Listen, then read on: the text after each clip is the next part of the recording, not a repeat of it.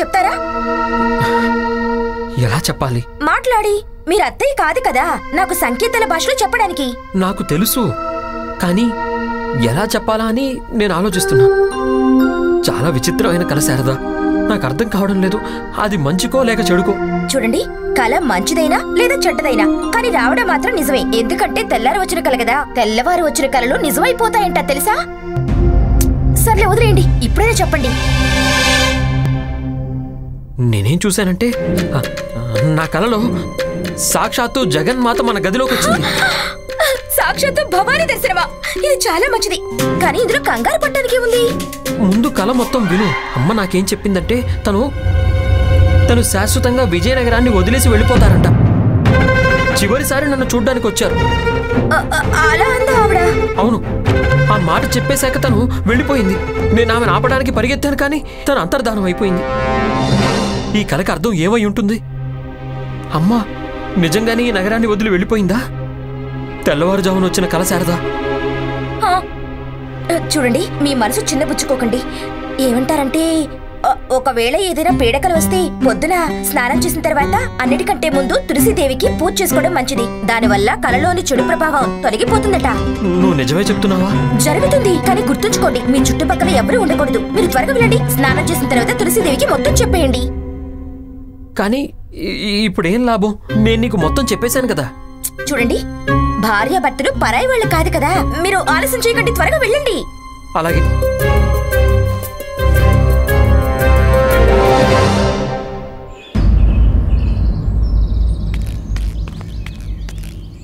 చుట్టుపక్కల ఎవరూ లేరు. వెంటనే నా కల మొత్తం చెప్పేస్తాను.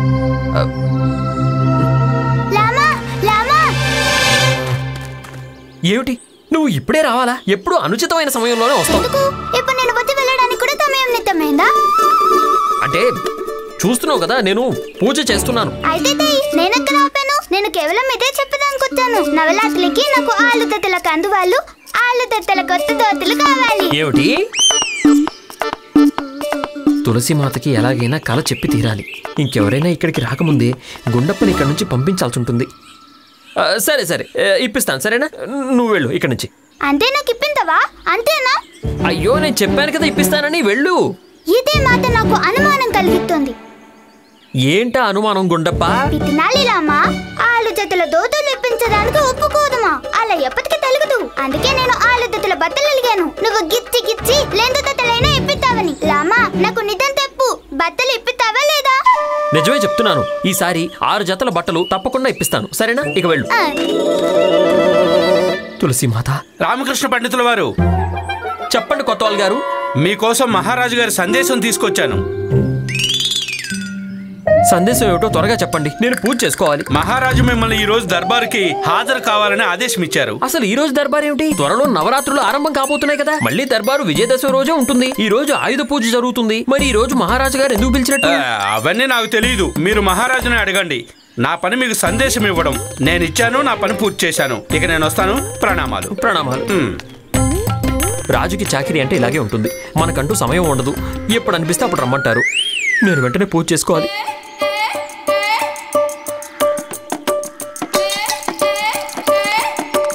తులసమ్మా, ఈరోజు నేను ఒక కళ. అమ్మా, నువ్వు పూజ చాలాసేపు చేస్తావు కదూ. సరే అయితే నువ్వు తప్పుగా అనుకోనంటే ముందుగా నేను పూజ చేసుకోనా? నేను అదే అంటున్నానమ్మా, ముందుగా నేను పూజ చేసుకుంటాను. ఓ, చేసుకోమంటావా?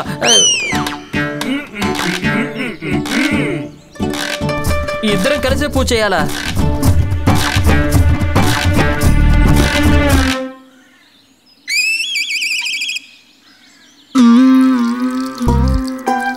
నాకేమనిపిస్తుందంటే ఈ సమయంలో మీకు నా కల వినిపించలేనని. అయితే మహామంత్రి గారు, అంతగా ఏం ఆపదొచ్చి పడింది? ఏంటి? ఏ ఆపదొచ్చి పడింది? దర్బార్లో ఏదైనా ఆపదొచ్చిందా? నాకు తెలీదే. గురువుగారు, బహుశా మీరు మర్చిపోయినట్టున్నారు. నవరాత్రులు రాబోతున్నాయి. ఇక మహారాజు దగ్గర మీరు నవరాత్రులకు అయ్యే ఖర్చులను వివరించలేదు. ఈ రోజు మీకు మంచి అవకాశం లభిస్తుంది. ప్రణామాలు పండిత రామకృష్ణ. ప్రణామాలు మంత్రి గారు. ప్రణామాలు గురుదేవా. ఇలా హఠాత్తుగా సభ ఎందుకు ఏర్పాటు చేశారు? అది మహారాజా చెప్పాలి, నాకు కూడా తెలీదు. అవునా? సామ్రాట్లకే సామ్రాట్, నరేషులకే నరేషులు, మహాబలి మహారాజు కృష్ణదేవరాయలు వేంచేస్తున్నారు. హో! మహారాజు కృష్ణదేవరాయలకి జై! మహారాజు కృష్ణదేవరాయలకి జై! మహారాజు కృష్ణదేవరాయలకి జై! మహారాజు కృష్ణదేవరాయలకి జై! మాకు తెలుసు, మేము విజయదశమి దాకా సెలవులు ప్రకటించాము. ఇక మీరంతా ఇదే ఆలోచిస్తున్నారేమో, మహారాజు దర్బారుకి ఎందుకు రమ్మన్నారు అని. మహారాజా, నాకు తెలుసు. అవునా? అయితే చెప్పండి. అదేంటంటే మహారాజా, మీరు నవరాత్రికి అయ్యే వ్యయాన్ని ప్రకటించలేదు కదా, అందుకే మీరు దర్బారుకి రమ్మన్నారు. ఏం పర్వాలేదు, నేను పట్టిక తయారు చేశాను మహారాజా.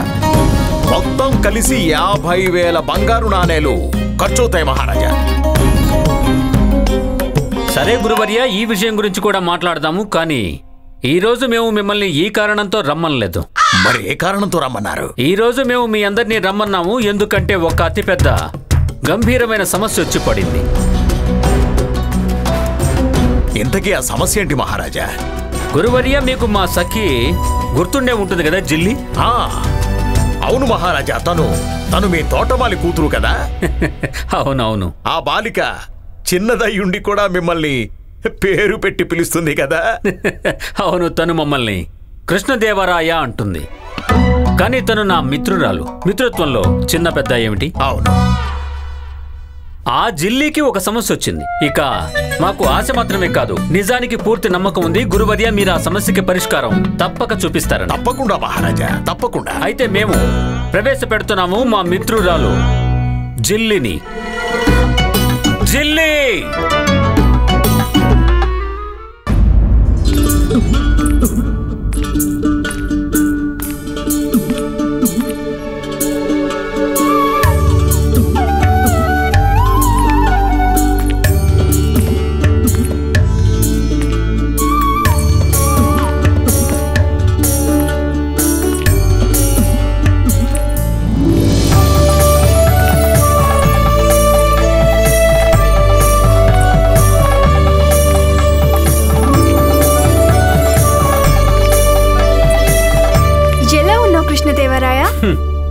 మేము బాగున్నాము. మీరెలా ఉన్నారు? నేను బాగున్నాను. కృష్ణ, నేను నా సమస్య చెప్పనా? అలాగే అలాగే, తప్పకుండా. దానికోసమే మేము ఈ దర్బార్ ఏర్పాటు చేసి రేపటి నుంచి నవరాత్రులు ఆరంభమవుతున్నాయి. నేను కూడా నవరాత్రులు చేయాలనుకుంటున్నాను. నేనేం తెలుసుకోవాలంటే నవరాత్రి పూజ ఎలా చేస్తారని. గురువర్య, మహారాజా చూడు బాలిక, నవరాత్రి రోజుల్లో కేవలం పూజ చేయడమే కాదు, ఏర్పాట్లు చేస్తారు. ఇక నవరాత్రులకు అన్నింటికంటే ఘనమైన ఏర్పాట్లు విజయనగరంలో చేస్తారు. చెప్పండి, ఎలా చేస్తారు? చెప్తాను. చూడు, ఏం చేస్తారంటే నవరాత్రిలో మొదటి రోజు దేవి విగ్రహాన్ని స్థాపన చేస్తారు. ఇక విగ్రహాన్ని ఎవరు తయారు చేస్తారో నీకు తెలుసా? బెంగాల్లోని పెద్ద పెద్ద కళాకారులు నెలల ముందే వచ్చేస్తారు. ఇక దేవి విశాలమైన దివ్యమైన విగ్రహాన్ని నిర్మిస్తారు. ఆ విగ్రహం దివ్యంగానే కాదు, చాలా పెద్దగా విశాలంగా ఉంటుంది. దేశంలోని సర్వశ్రేష్టమైన కళాకారుల ద్వారా నిర్మించడం జరుగుతుంది. విజయనగరంలో జరిగే ఈ పూజా వేదిక, ఇక దాని ఎదురుగా అలంకరణ కోసం చాలా పెద్ద పెద్ద పెద్ద పెద్ద ఏనుగుల్ని నిలబెట్టడం జరుగుతుంది. ఇక పూలు ఎక్కడి నుంచి వస్తాయి తెలుసా నీకు? ఆ పూలు వచ్చేది కాశ్మీర్ నుంచి తెచ్చిన పూలు దేవి విగ్రహం మీద అలంకరించడం జరుగుతుంది. దేవి నైవేద్యం కోసం దేశం నలుమూలల నుంచి బ్రాహ్మణ వంటగాళ్ళు వస్తారు. 56 రకాల వంటలు వండుతారు. అవే నగరంలో ప్రజలు తింటారు. అదే నైవేద్య సరుకులు మన గురువు గారు ఇంట్లోనే దాచుకున్నారు. అందుకే ఆయన సంవత్సరం అంతా ఎలాంటి పని చేయరు. అంతేకాదు, బ్రాహ్మణులకు మనస్ఫూర్తిగా దానం ఇవ్వడం జరుగుతుంది కదా మహారాజా? అవును అవును గురువర్య. అది గోమాత, పట్టు వస్త్రాలు, బంగారు నాణేలు. మణి, గురువుగారి గురించి నీకు తెలుసు కదా, ఎవరికి దానం ఇస్తారో అందులో తన వాటా ముందే తీసేసుకుంటారు అన్నట్టు 9 రోజుల దాకా ఈ పూజ సాగుతుంది. ఇక 9వ రోజు లక్షల ఎర్ర చందనం కర్రలతో హోమం చేస్తారు. ఇక విజయదశమి రోజున ఆయుధ పూజ తర్వాత దేవి విగ్రహాన్ని నిమజ్జనం చేస్తారు. ఇక దేవి వెళ్తూ వెళ్తూ ఈ విజయనగర ప్రజలందరినీ ఆశీర్వదించి వెళ్తుంది. ఇది దేవి ఆశీర్వాద ఫలితం బాలిక. ఈ విజయనగరానికి ఎప్పుడూ ఎలాంటి ఆపద రానే రాదు. అంటే నవరాత్రి పూజలో చాలా ఎక్కువ వ్యయం అవుతుందా? ఇది కేవలం రాజులు మహారాజులే చేయగలరు. కానీ నేను ఈ పూజ చేయాలనుకుంటున్నాను. అయితే ఎలాంటి సమస్య లేదు. నువ్వు కూడా మాతో పాటు రాజకీయ పూజలో పాలు పంచుకో. పుణ్యంలోని కొంత పుణ్యం నీకు కూడా లభిస్తుంది. నేను ఈ పూజ మా ఇంట్లో చేయాలనుకుంటున్నాను, కానీ మా దగ్గర అంత ధనం లేదు. దానికి నేనేం చేయాలి? మీరేదైనా సులువైన పద్ధతి ఆలోచించండి. అది నేను చేయగలగాలి. లేదు లేదు లేదు లేదు సులువైన పద్ధతులంటూ ఏమీ లేవు బాలిక.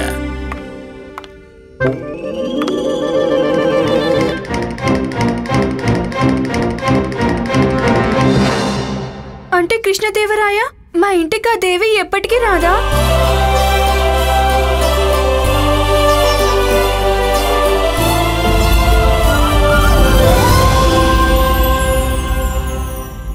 జిల్లి, మీరు ఇక్కడికి మా దగ్గరకు వచ్చి కూర్చోండి. రండి, మా దగ్గరికి రండి. జిల్లి ప్రశ్నకి మాకు సమాధానం కావాలి. మీ అందరినీ అడగాలనుకుంటున్నాము, ఏ వ్యక్తి దరిద్రుడవుతాడో తను నవరాత్రి పూజని చెయ్యలేడా?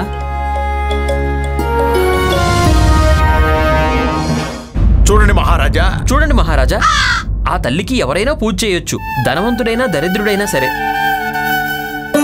నాకు గురుదేవులకున్నంత జ్ఞానం అయితే లేదు, కానీ ఖచ్చితంగా ఓ మాట చెప్పగలను, ఈ పూజని సులువైన పద్ధతిలో కూడా చేయడం జరుగుతుంది. మా ఇంట్లో అయితే ఇలాంటి సులువైన పద్ధతిలోనే చేస్తాం. రామకృష్ణ పండితుడా, మీరేం రుజువు చేయాలనుకుంటున్నారు? నేను అబద్ధం చెప్తున్నాను అనా?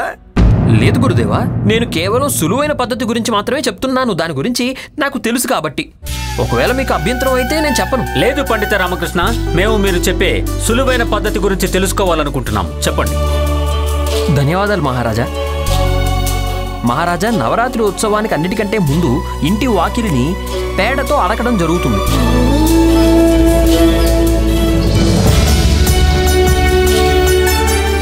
ఇంటిని అలాగే ఇంటి వాకిలిని పేడతో అలికిన తరువాత ముగ్గులు పెట్టడం జరుగుతుంది.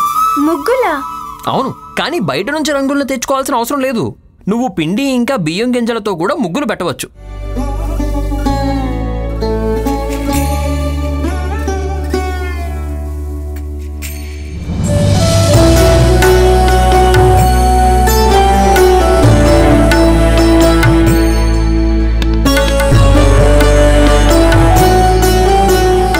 తరువాత ఏదైనా చెరువు లేదా నది ఒడ్డున మట్టి తీసుకొచ్చి దాంతో దేవి విగ్రహాన్ని తయారు చేసి దాన్ని ప్రతిష్ఠించడం మంచిది.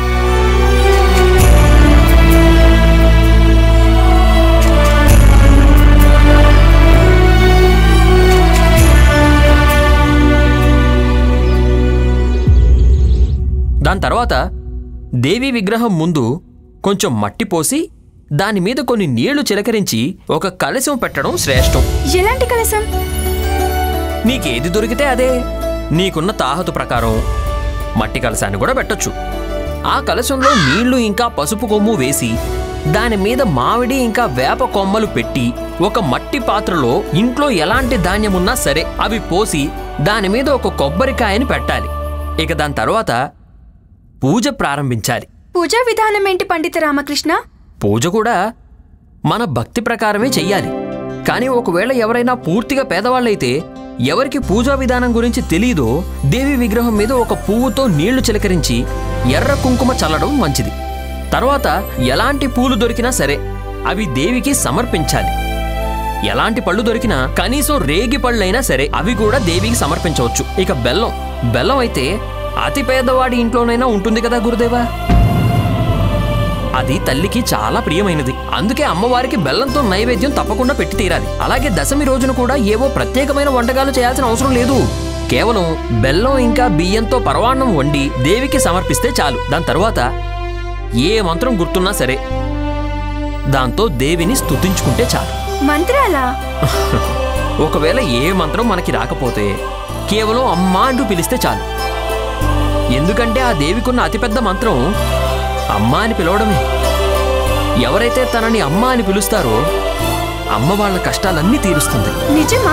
56 రకాల వంటలు లేకున్నా, విశాల విగ్రహం లేకున్నా, ప్రత్యేక పళ్ళు పూలు లేకున్నా దేవిని ప్రసన్నం చేసుకోవడం జరుగుతుందా? తప్పకుండా చేసుకోవచ్చు. ఎందుకంటే అమ్మ కేవలం భావాన్నే చూస్తుంది. నువ్వు ఎంత ఘనంగా చేశావనేది ఆవిడ చూడదు. ఏ విధంగా పూజ చేసినా పర్వాలేదు. నిజానికి తల్లి ఏం చూస్తుందంటే నువ్వు ఎంత భక్తి భావంతో తనకి పూజ చేస్తున్నావు అని. భక్తి భావంతో సమర్పించిన ఒక్క పువ్వైనా అమ్మ దృష్టిలో వేల పూల కంటే ఎక్కువే అవుతుంది. అద్భుతం పండిత రామకృష్ణ, మీ ఈ సులువైన ఉపాయం అతి అద్భుతం. పండిత రామకృష్ణ, ఈ సులువైన పద్ధతిలో అయితే నేను కూడా చేయగలను. మరి పండిత రామకృష్ణ, ఒకవేళ నేను ఈ సులువైన పద్ధతిలో చేస్తే అప్పుడు మా ఇంట్లోకి బోలెడంత ధనం వచ్చేస్తుందా? ధనం కాదు, సమృద్ధి. ధనం ఇంకా సమృద్ధి రెండు ఒకటే కదా? కాదమ్మా, ధనం మన పుణ్యకార్యాలకి వెచ్చిస్తాం.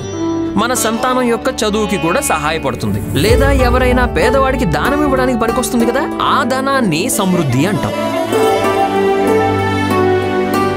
ఏ ఇంట్లో సమృద్ధి ఉంటుందో అక్కడికి సుఖశాంతులు వాటికి అవే వచ్చేస్తాయి. అద్భుతం పండిత రామకృష్ణ. ఈ రోజు ఎలా అనిపిస్తుందంటే మీ నోటిలో స్వయంగా సరస్వతి నివాసం ఉన్నట్టుగా.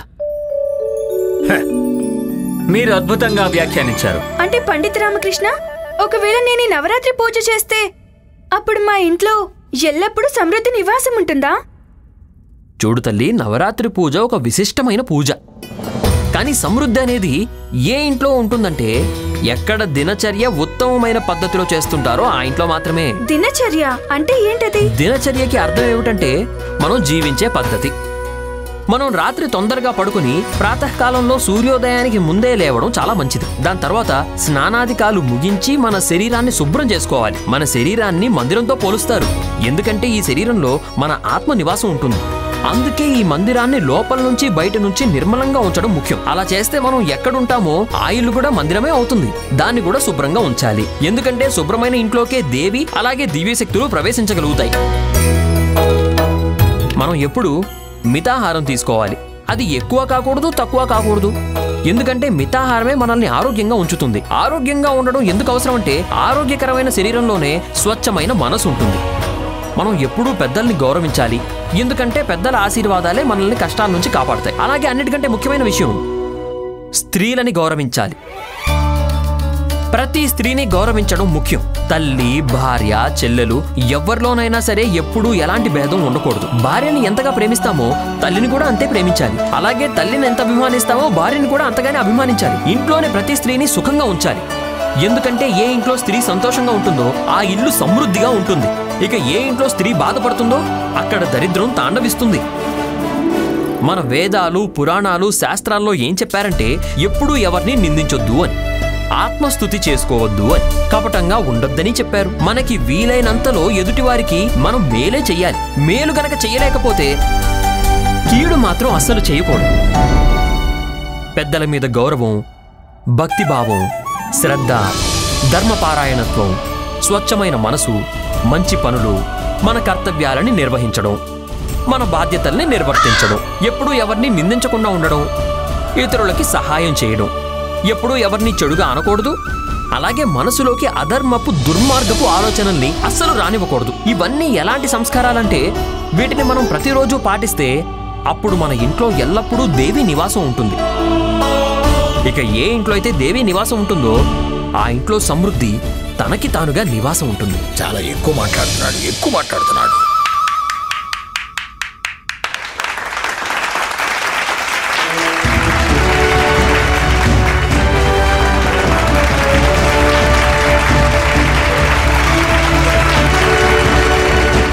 ఇవన్నీ నేను ఎలా చెప్పగలిగాను? ఈ బాలిక అడిగే ప్రశ్నలకి సమాధానాలు చెప్తూ వెళ్ళిపోయానంటే